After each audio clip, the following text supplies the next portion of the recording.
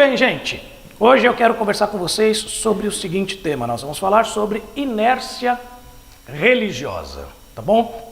Agora, se você, assim como eu, não é da área das ciências, o termo inércia é algo que a gente já ouviu, mas não entende muito bem o que significa. Então, deixe-me conceituar aqui o que eu quero dizer.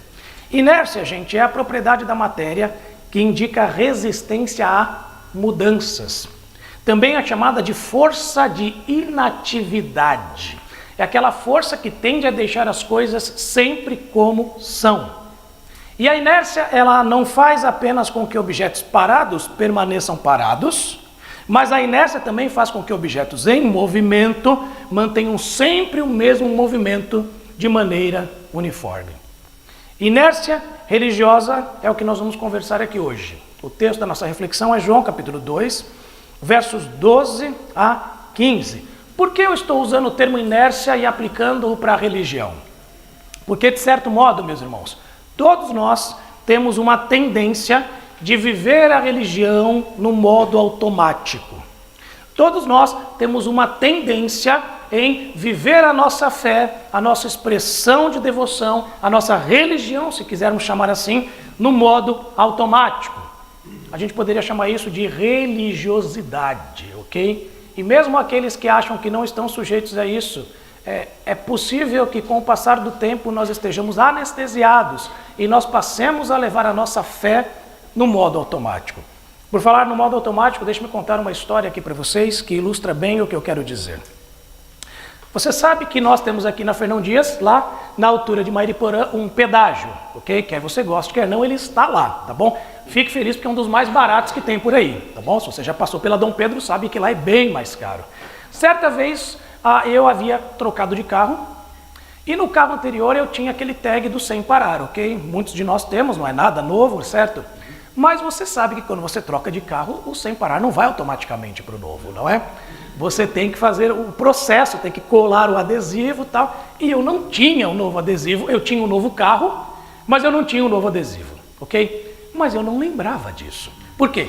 Porque eu segui na Fernão Dias no modo automático, como sempre foi e como sempre seria. E eu estou lá, chegando no pedágio feliz da vida, faceiro, vou passar aqui com o meu carro novo, ok? E estou na fila, né, da cobrança automática. Quando então, né, num momento de lucidez, eu lembro que eu não estou com sem parar. E aí, gente, eu fiz aquela manobra que você só vê no Velozes e Furiosos, sabe? Eu estava indo na direção da cobrança automática e aí eu fiz aquela guinada 90 graus para a direita e eu estive sujeito a causar um acidente que vocês teriam visto no programa do Datena, assim, sabe?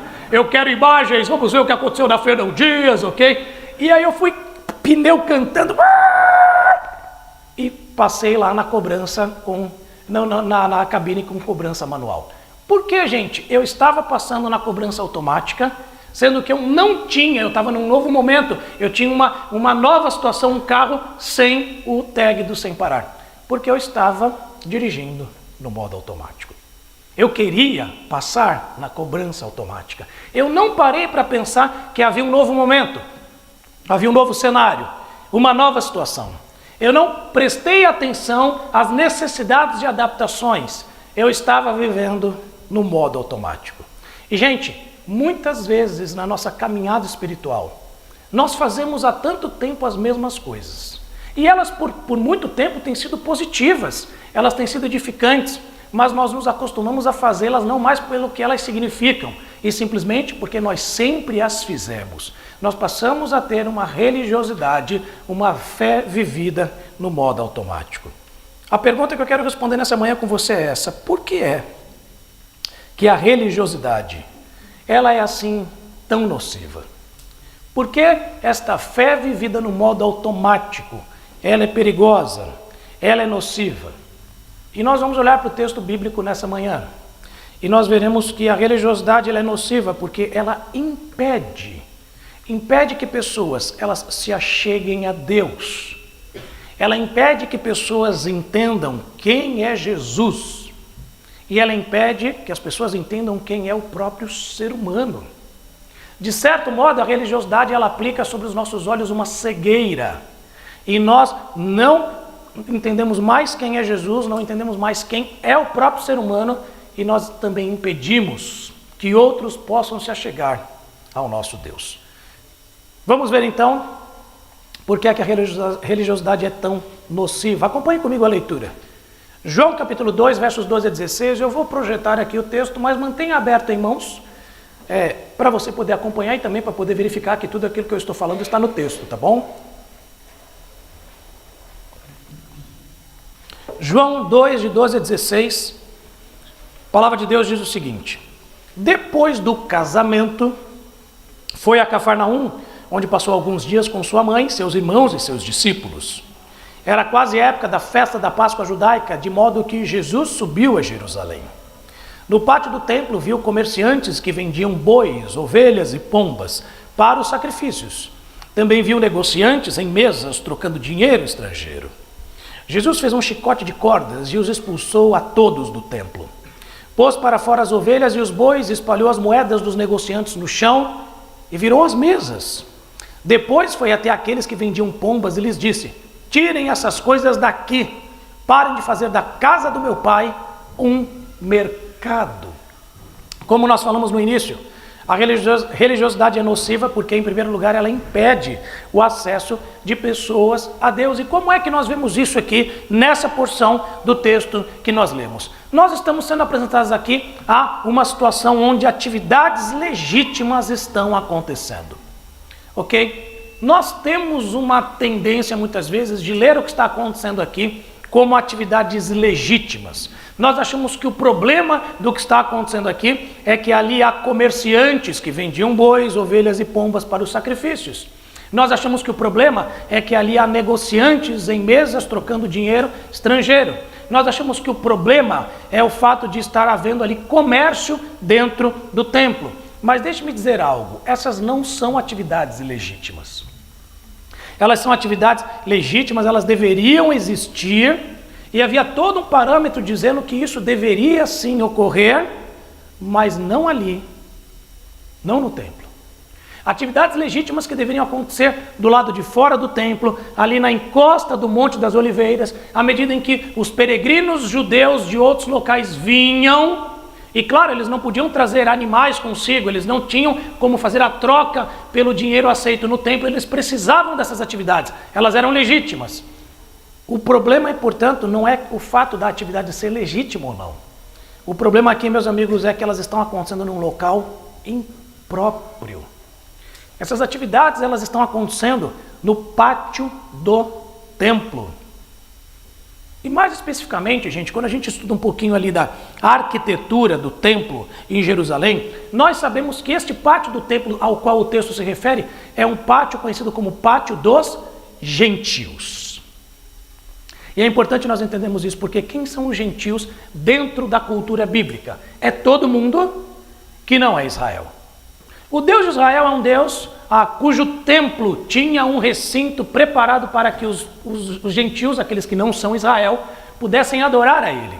Esse era o recinto mais externo, depois nós tínhamos outros recintos mais internos dedicados a judeus, mas havia sim um ambiente onde não judeus poderiam se aproximar e poderiam adorar o Deus de Israel. Mas o que é que os judeus estavam fazendo?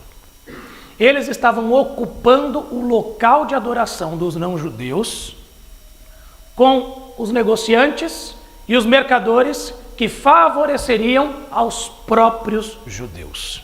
É por isso, meus amigos, que no texto correlato, no Evangelho de Marcos, capítulo 11, verso 17, Jesus diz o seguinte: a minha casa será chamada casa de oração para todos os povos. Jesus explica que parte da sua indignação aqui diz respeito a isso. A casa de Deus, o templo, ali em Jerusalém, naquele momento específico, ele não estava sendo uma casa de adoração para todos os povos. Por quê? Porque os judeus estabeleceram ali um monopólio religioso. Apenas eles podiam adorar, e o recinto dedicado aos outros povos era agora para servi-los melhor. Ao invés de eu fazer as compras e trocar as moedas na encosta do Monte das Oliveiras, eu já faço isso aqui no próprio complexo do templo, no pátio dedicado para a adoração dos gentios. Portanto, gente, o que é que nós estamos percebendo aqui? Essas pessoas, elas estão agindo no modo automático. E isso está impedindo o acesso de outras pessoas a Deus. Aquilo que lhe é conveniente, que lhe facilita a vida, que lhe é vantajoso, na verdade é um tremendo obstáculo, um impeditivo para que outros possam se aproximar de Deus. Vamos pensar um pouquinho no contexto de nós que não somos Israel, que não somos judeus do primeiro século, mas nós também adoramos a Deus. E é importante nós entendermos que sim, é possível dificultar a adoração dos de fora para facilitar a adoração dos de dentro.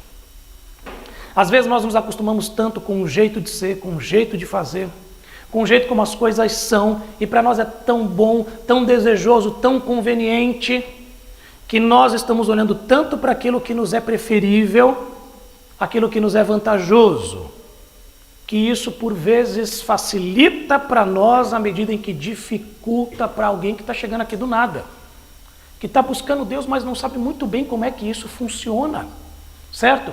São cuidados que nós, como povo de Deus, devemos ter. Isso envolve o todo da nossa expressão religiosa, envolve as músicas que nós cantamos, envolve a linguagem que nós usamos, envolve a estética que nós escolhemos para o ambiente onde nós estamos.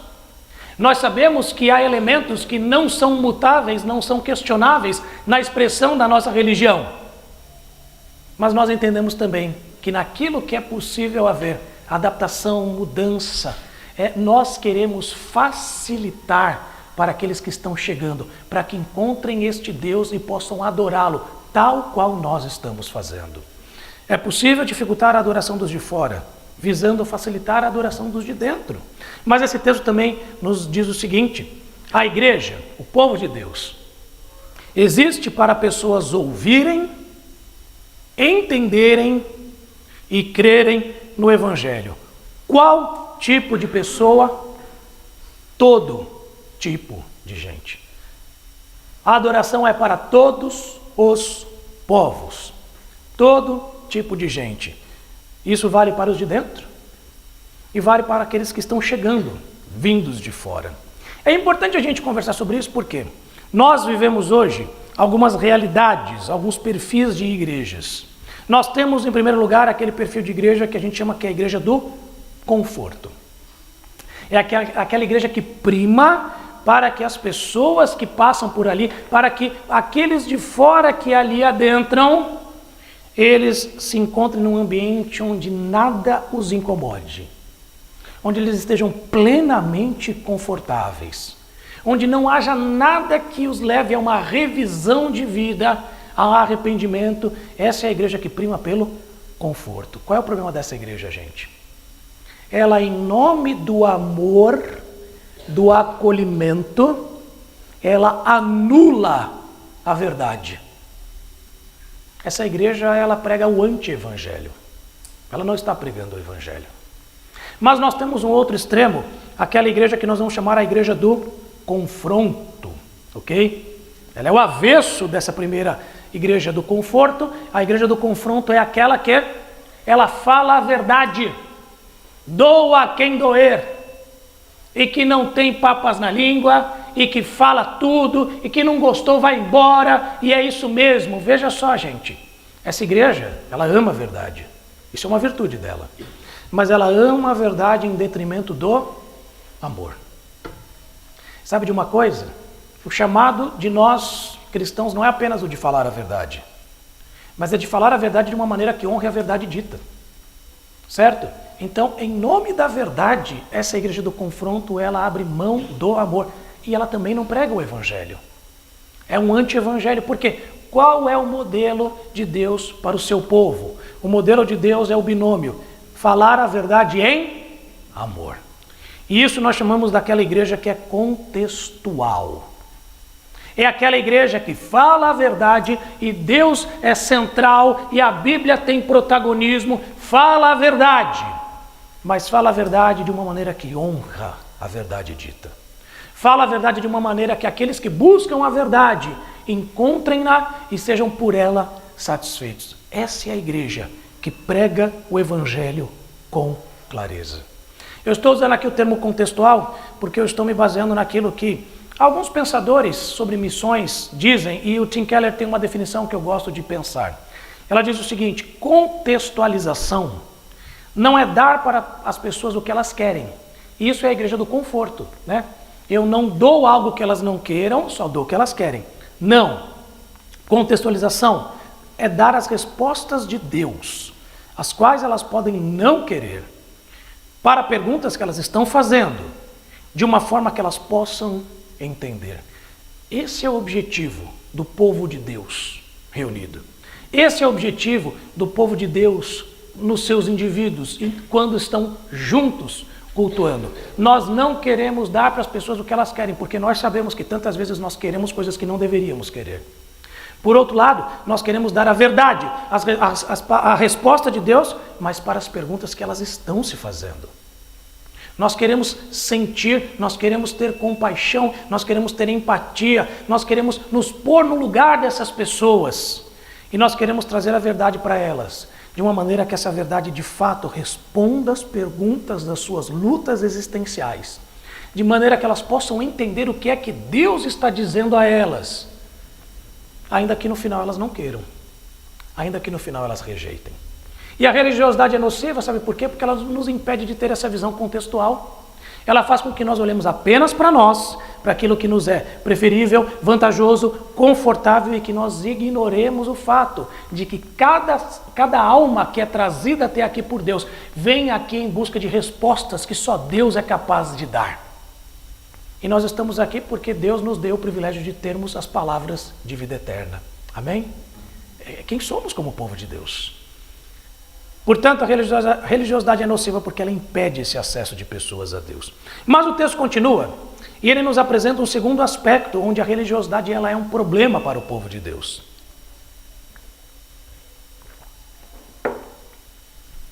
Versos 17 a 22, acompanhem comigo aí.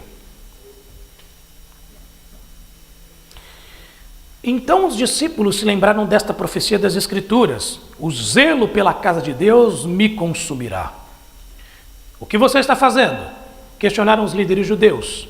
Que sinal você nos mostra para comprovar que tem autoridade para isso? Pois bem, respondeu Jesus, destruam este templo e em 3 dias eu o levantarei. Eles disseram: foram necessários 46 anos para construir este templo e você o reconstruirá em 3 dias. Mas quando Jesus disse esse templo, estava se referindo a seu próprio corpo. Depois que ele ressuscitou dos mortos, seus discípulos se lembraram do que ele tinha dito e creram nas Escrituras e em suas palavras. O que nós vemos aqui é um segundo aspecto onde a religiosidade ela é nociva, porque ela faz com que as pessoas não entendam quem é o próprio Jesus.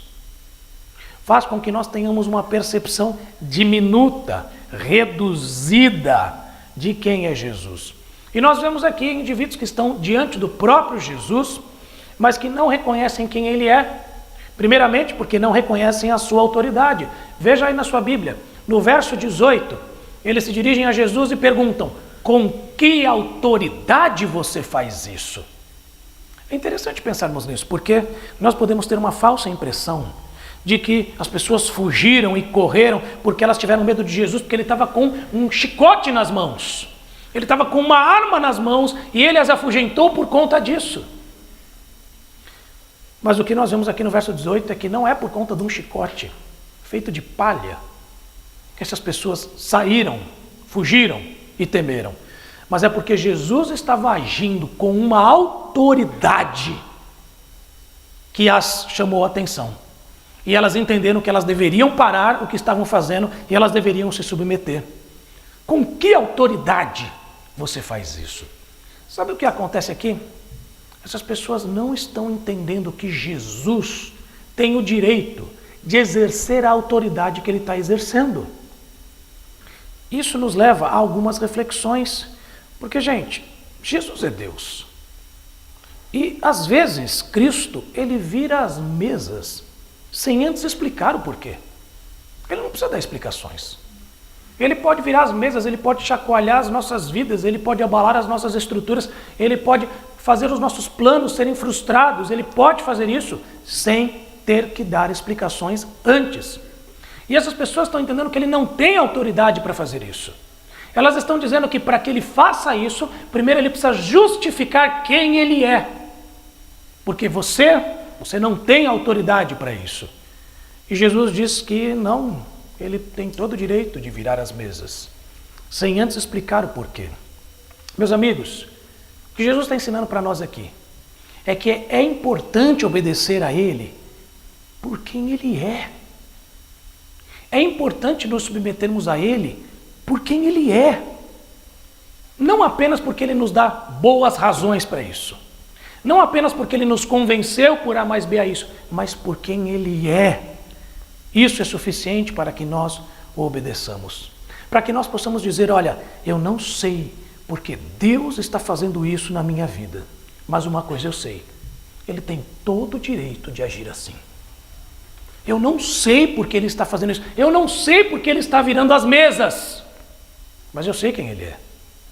Eu sei que ele tem autoridade para isso. Eu sei que ele tem todo o direito de agir assim. Mas não se esqueça que o mesmo Cristo que vira as mesas é o Deus que também as supre. Porque lembra no primeiro verso do texto que nós lemos, diz, depois do casamento, que casamento foi esse? As bodas de Caná. Onde Jesus fez o que ali, gente? Acabaram os recursos, acabou o suprimento, acabou o vinho. E Jesus, de maneira miraculosa, foi e supriu as mesas. Esse é o nosso Deus. O nosso Deus é aquele que tem toda a autoridade para virar as mesas, como também tem todo o poder para supri-las de maneira inexplicável, sobrenatural.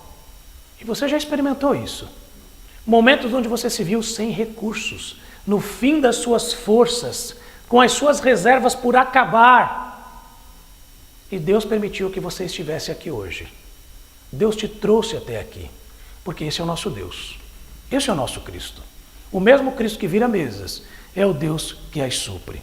E por isso, nós devemos aprender a dizer, olha, se Deus, ele é infinito e grande em poder, a ponto de eu me irar, porque ele não muda a minha situação.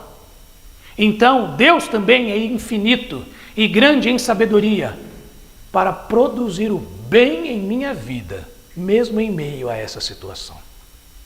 Ele é grande e poderoso para fazer isso.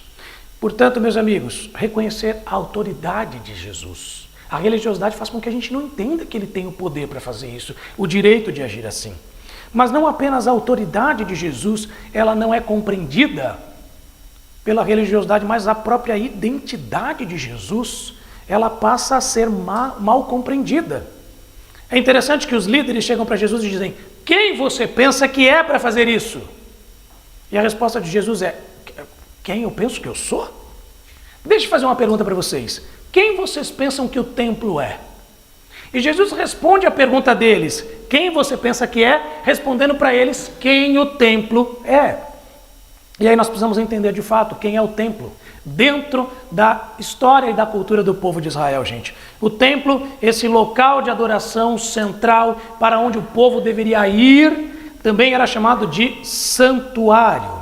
Santuário porque ali era o local onde o povo tinha acesso, proximidade, relacionamento com o Deus Santo. Era ali que habitava a presença santa de Deus no Antigo Testamento. Neste novo templo já não mais estava lá, mas ainda era representado assim. Era o local onde se ia para aproximar-se do Deus Santo. Era o acesso, era a proximidade, era o relacionar-se com o Deus Santo.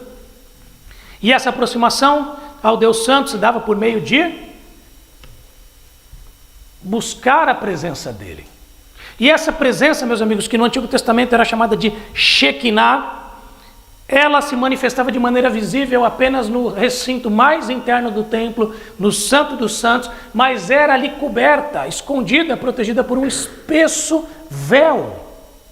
A presença estava ali, mas ela não era acessível a todos. E esse acesso se dava por meio de sacrifícios. Nós temos no Antigo Testamento inúmeros sacrifícios, para promover essa aproximação do povo com Deus, mas há um sacrifício específico que permitia que o sumo sacerdote adentrasse o Santo dos Santos e estivesse face a face com a presença de Deus, que era o sacrifício do dia da expiação, o sacrifício do Yom Kippur.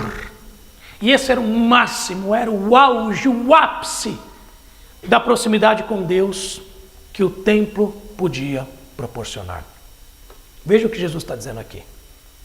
Vocês estão perguntando quem eu sou? Mas vocês não entendem quem o templo é. Vocês estão vindo aqui no templo e vocês estão oferecendo sacrifícios sem entender para que isso serve. Vocês estão simplesmente fazendo no modo automático. Se vocês entendessem o que esses sacrifícios significam, vocês saberiam que aquele sacrifício significa que você é que deveria estar morrendo. Você é que deveria estar sendo sacrificado. Você é que estaria perdido. Mas vocês não estão entendendo isso. Vocês não estão entendendo. Jesus diz, o zelo pela casa de Deus me consumirá. O que Jesus está dizendo aqui, meus amigos, é o seguinte. Não é que Jesus tem um zelo pelo prédio, pelo templo, pela construção, pela edificação da casa de Deus. Jesus está falando do significado do templo. O que o templo realiza. O sacrifício que leva à presença de Deus, que gera relacionamento. Jesus diz, eu sou consumido pela ideia do templo. O zelo pela casa de Deus me consumirá. Nós vemos aqui, meus amigos, que Jesus está afirmando o seguinte, há uma coisa que me consome. Há uma coisa pela qual eu sou tomado. Há uma coisa que define os meus dias aqui. E isso é aquilo que o templo ilustra, mas que só eu posso fazer. Jesus está dizendo que dar a sua vida como sacrifício para que pessoas possam estar na presença de Deus e em relacionamento eterno com Ele, é isso que o move, é isso que o consome, é isso que faz com que cada um dos seus dias valha a pena. Jesus cumpre de modo definitivo o papel que o templo se propunha a ter. Pensem comigo, porque Jesus, ele é a própria presença de Deus. A Shekinah que habitava no Santo dos Santos, ele agora se fez carne e habita entre nós. Jesus, ele é o sacrifício definitivo de acesso a Deus. Não é mais necessário o dia da expiação uma vez ao ano. Nós não oferecemos mais sacrifícios. Por quê? Porque ele é o sacrifício definitivo de acesso a Deus. Ele é o nosso substituto perfeito. Ele é o Cordeiro Pascal. Não há necessidade de novos sacrifícios. E a ressurreição de Jesus, meus irmãos, é o maior sinal de todos os tempos, porque pensa comigo, se ele tem autoridade para vencer a morte, ele tem autoridade para fazer o que quiser com o prédio do templo. Ele pode fazer qualquer coisa. Meus amigos, Jesus era consumido pela ideia do que o templo significava. Ele era consumido pela verdade de que o seu sacrifício introduziria pessoas na presença de Deus para um relacionamento eterno. E se ele era consumido por isso, significa que eu e você devemos ser igualmente consumidos pela ideia do Evangelho de Cristo. Meus amigos, nada deve encher mais o nosso coração do que a ideia de proclamarmos aos outros o fato de que eles necessitam do sacrifício de Cristo para estarem na presença de Deus e estarem diante dele num relacionamento eterno. Nada deveria consumir mais o nosso coração, deveria fazer arder mais o nosso vigor do que isso. O Evangelho de Cristo sendo anunciado, sendo pregado neste mundo. Porque Jesus era consumido por essa ideia. E nós também devemos ser. Mas veja como a religiosidade faz com que nós não amemos o Evangelho. A religiosidade faz com que nós não tenhamos o nosso coração ardendo como o coração de Cristo ardia. Por quê? Porque no fundo, nós não vemos Cristo como Ele é. Nós não vemos a sua grandeza, a sua autoridade, nós não reconhecemos a sua identidade como aquele que realizou o necessário para que o Evangelho pudesse ter efeito sobre nós. Mas quando nós somos consumidos pelo Evangelho, meus amigos, isso muda tudo. Isso muda a maneira como eu lido com os erros dos outros. Por quê? Porque se o evangelho me atingiu, e eu sei que eu necessitava dele, eu sei que o outro também precisa. E quando ele erra contra mim, eu não vou negar o perdão, por quê? Porque o perdão não foi negado a mim.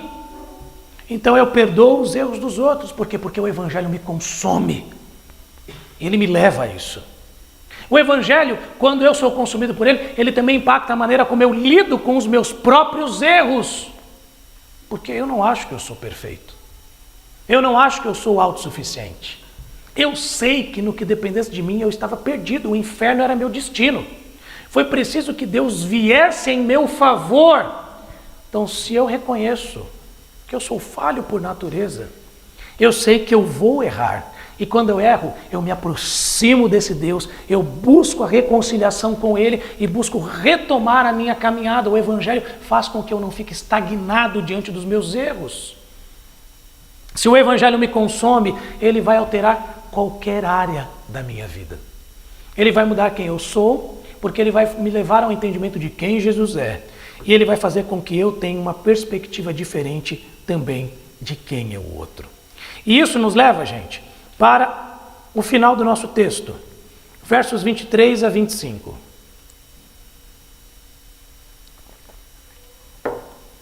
O texto diz assim: por causa dos sinais que Jesus realizou em Jerusalém durante a festa da Páscoa, muitos creram nele.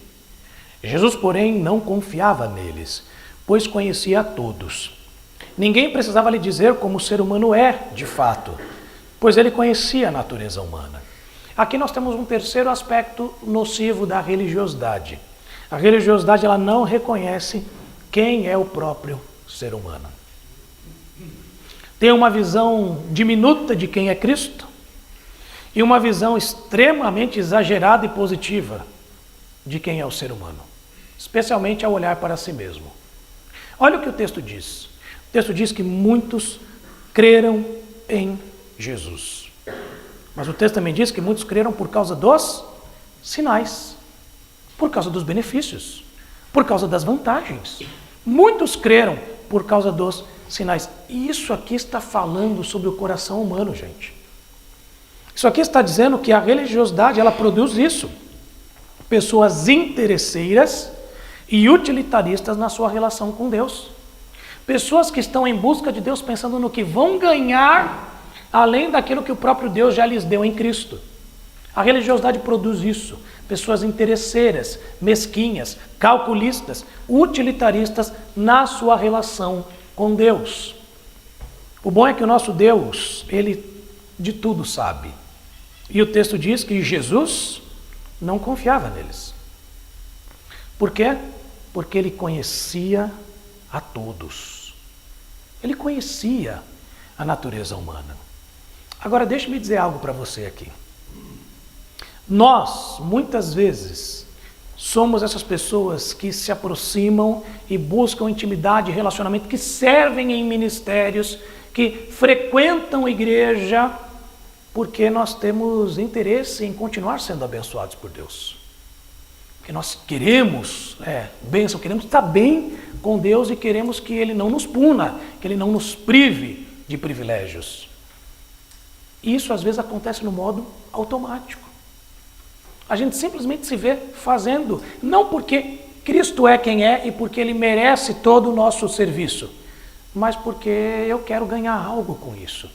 Eu quero ser beneficiado, eu quero desfrutar de alguns privilégios. Muitas vezes nós temos uma postura assim. Mas sabe qual é o elemento maravilhoso desse texto?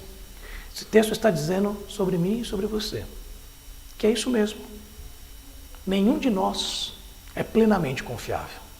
Nenhum de nós. Nem o melhor de nós é plenamente confiável. Nem o melhor de nós sempre estará bem motivado, com o coração alinhado com Deus. Nem o melhor de nós. Em alguns momentos nós faremos o certo, mas com motivações erradas. Em tantos outros faremos o errado mesmo, de maneira descarada. Mas na maior parte das vezes faremos o certo. Afinal de contas a gente é crente, né? A gente vai querer fazer o certo. Mas nem sempre com a motivação certa. Jesus está aqui falando sobre quem é o ser humano. Nenhum de nós é plenamente confiável. O único que é plenamente confiável, meus amigos, é Jesus. E veja como isso precisa impactar a maneira como eu olho para o ser humano. Se eu não sou plenamente confiável, ninguém é plenamente confiável. Nenhum de nós é plenamente confiável. Todos nós iremos falhar, todos nós iremos fracassar, todos nós iremos frustrar uns aos outros, e essa é a dinâmica inevitável nos relacionamentos humanos, porque nenhum de nós é plenamente confiável. E é por isso, meus amigos, que a nossa total e definitiva confiança deve estar apenas em um, apenas em Cristo. Porque entenda isso, numa comunidade, cedo ou tarde, alguém vai falhar com você. Às vezes sem querer, às vezes por erro, mas alguém vai falhar com você. Só Jesus jamais vai falhar. Só Ele jamais vai agir de maneira errada com você. Só Ele jamais vai agir de uma maneira mal intencionada com você. Só Jesus é sempre confiável. Nós não somos. Por vezes eu não serei com você. Por vezes você não será comigo. Agora pense comigo, gente. Confiar em Cristo como o único plenamente confiável é o único modo da gente ser livre nos nossos relacionamentos. É o único modo de eu ser livre para amar os outros, sem exigir deles perfeição. Senão nós entramos num relacionamento onde, olha, eu sou por você, eu sou seu amigo, à medida em que você não me frustra. Se você me frustrar, acabou o relacionamento. Gente, mas aí não tem jeito, porque todo mundo vai frustrar o outro em algum momento. Todo mundo vai pisar no calo, todo mundo vai provocar algo que vai doer um no outro. Mas quando a minha confiança plena não está nos outros, mas está em Cristo, eu me torno livre. Livre para amar os outros sem exigir deles perfeição. Eu vou olhar para os seus erros de maneira muito mais graciosa, do que a fria exigência de perfeição. Somente quando eu confio em Cristo como o único plenamente confiável é que eu sou livre para quando outros erram contra mim, eu não me frustrar profundamente porque minha confiança foi traída e como se o meu mundo tivesse acabado. Sim, é ruim, ninguém gosta de ser ferido. Mas por outro lado, um dia você fere, no outro você é ferido. Essa é a dinâmica entre os não confiáveis. Alguns mais, outros menos, mas nenhum de nós é plenamente confiável. E Jesus está dizendo isso, apenas eu sou. Por isso, meus amigos, a razão pela qual nós interagimos, nós perdoamos, nós relevamos as falhas, nós reconectamos, nós nos reconciliamos, nós unimos esforços embora pensemos de maneira diferente, não é porque o outro plenamente satisfaz os meus requisitos para a confiabilidade. Não. É porque eu tenho por mim aquele que é plenamente confiável.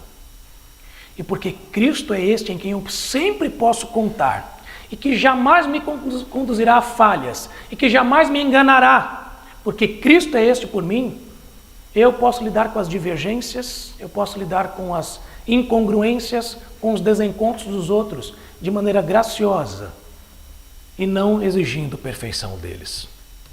Portanto, meus amigos, porque a religiosidade ela é nociva?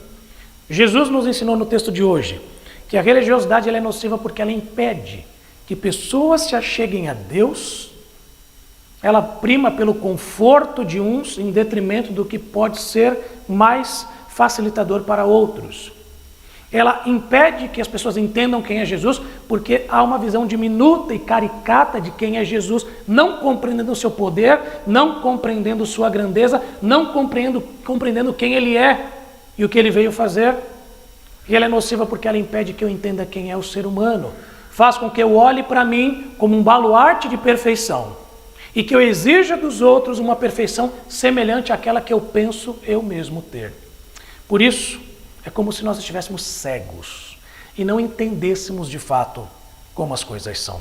Como é que nós podemos viver uma fé sem religiosidade?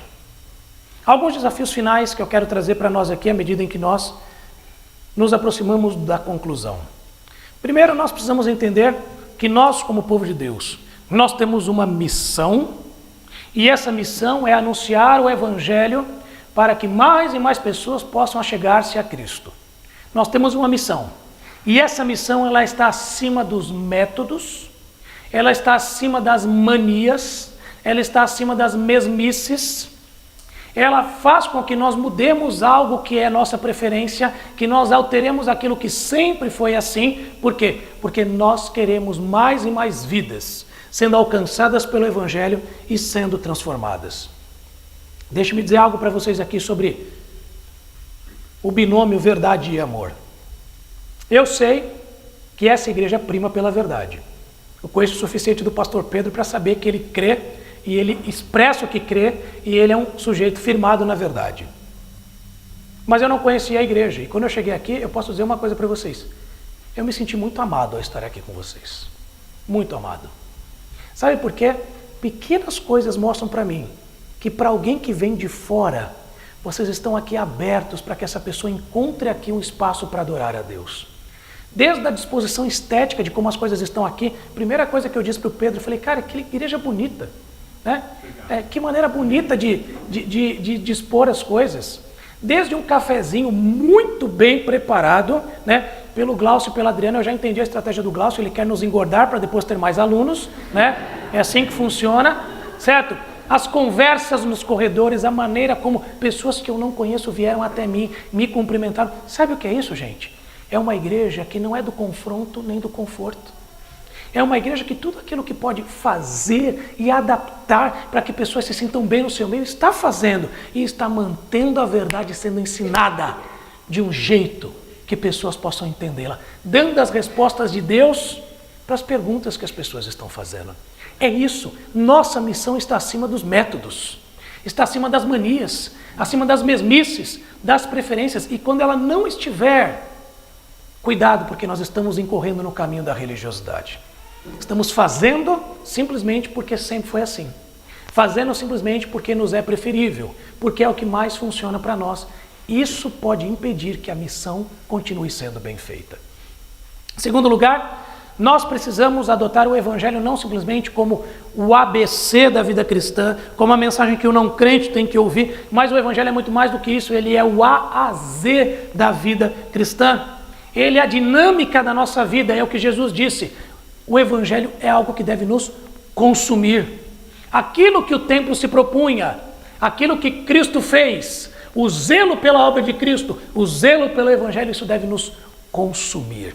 Isso deve nos tomar, isso deve nos formatar. E meus irmãos, nós precisamos utilizar o Evangelho de Cristo como filtro que baliza cada uma das nossas decisões. Porque eu faço, porque eu não faço. Porque eu digo, porque eu deixo de dizer. Porque eu amo, porque eu odeio. Meus amigos, há uma explicação para cada uma dessas escolhas. E ela passa pelo Evangelho de Cristo. Antes eu era assim, Cristo me mudou e daqui para frente é assim que as coisas devem ser. Quando nós temos o Evangelho como dinâmica de vida, significa que nós estamos entendendo muito bem quem é Jesus. Sua autoridade sobre nós de mudar as nossas vontades. E sua identidade é aquele que nos passa da morte para a vida. E nós vivemos essa nova realidade. O Evangelho como a dinâmica de vida, o filtro que permeia cada uma das minhas escolhas. E em terceiro lugar, esse texto nos desafia a termos uma expectativa realista sobre nós mesmos e sobre o outro. Gente, nós vamos falhar. Nós vamos frustrar, nós vamos machucar, nós vamos dar muito trabalho para o pastor Pedro, tendo que reconciliar situações, nós vamos fazer isso, certo? E eu vou dar para os irmãos. E você vai dar para os irmãos também, certo? Por quê? Porque nós somos assim, quer você queira, quer não, entenda isso, tire a máscara, pare de fingir perfeição, entenda que nós somos assim e pela graça de Cristo é que podemos a cada dia ser menos assim. Mas só deixaremos de ser plenamente quando estivermos face a face com aquele que por nós morreu e ressuscitou. Até lá, todos nós seremos falhos. E todos aqueles ao nosso redor também serão. Por isso, não se surpreenda quando algo acontecer por parte de um irmão que não é como você deseja. Não espere dele uma confiabilidade que apenas Cristo pode te dar. Não creia que o seu irmão irá plenamente satisfazer os seus anseios. Ele não fará e é bom que não faça. Porque apenas Cristo tem essa prerrogativa. Tenha uma expectativa realista sobre quem você é, sobre quem os outros são, para que você possa então entender que é apenas Cristo capaz de nos dar uma plena confiabilidade e jamais nos frustrar. Eu quero nesse momento orar com você, pedindo a Deus para que Ele nos mantenha com um coração onde a nossa fé e a nossa busca por Ele não seja simplesmente feita no modo automático, mas seja feita com vida e vida em abundância.